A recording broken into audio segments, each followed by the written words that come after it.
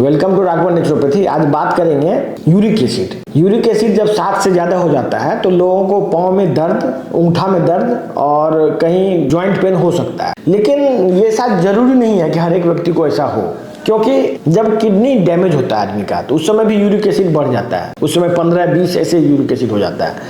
उस समय उसको जॉइंट में पेन नहीं होता है। यूरिक एसिड के बारे में एक गलतफहमी ये फैलाई जाती है कि ये प्रोटीन खाने से होता है, प्रोटीन से यूरिक एसिड बनता है, लेकिन ऐसा ये बिल्कुल ही गलत है। 90% यूरिक एसिड जो है ग्लूकोज से बनता है। आप जो खाना खाते हैं उसमें शुगर का मात्रा ज्यादा है, वो यूरिक एसिड के लिए रिस्पॉन्सिबल है 90% केसेस में।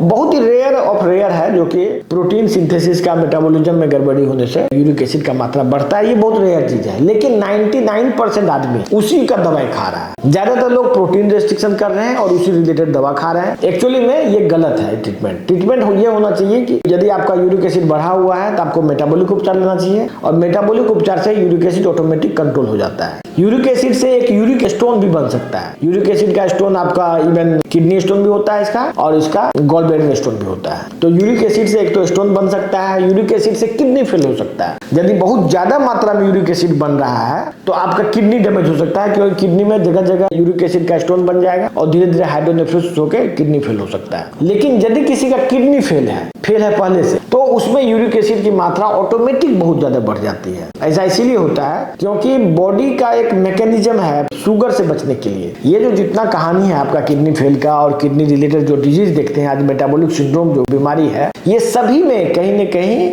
ग्लूकोज ही रिस्पॉन्सिबल है। ग्लूकोज की वजह से हो रहा है किडनी फेल, ग्लूकोज की वजह से हो रहा है यूरिक एसिड की वजह से फिर किडनी फेल। ये कहीं न कहीं घूम फिर के ग्लूकोज है। यदि ग्लूकोज की मात्रा को, मेटाबॉलिज्म को बाईपास करने के लिए भी यूरिक एसिड ज्यादा से ज्यादा बनता है, क्योंकि यूरिक एसिड एक सॉलिड चीज है और ये ब्लड से ग्लूकोज को बाईपास करने का एक रास्ता है। जबकि ये बात बुक्स में लिखा हुआ है कि यूरिक एसिड बनने का 90% कॉज है फ्रुक्टोज है और ग्लूकोज है। इसीलिए यदि आपको यूरिक एसिड से संबंधित बीमारी है तो आप जो भी दवाई आप खा रहे हैं उससे यूरिक एसिड नहीं कंट्रोल हो सकता है। आपको इसके लिए मेटाबॉलिक ट्रीटमेंट ही लेना चाहिए। धन्यवाद।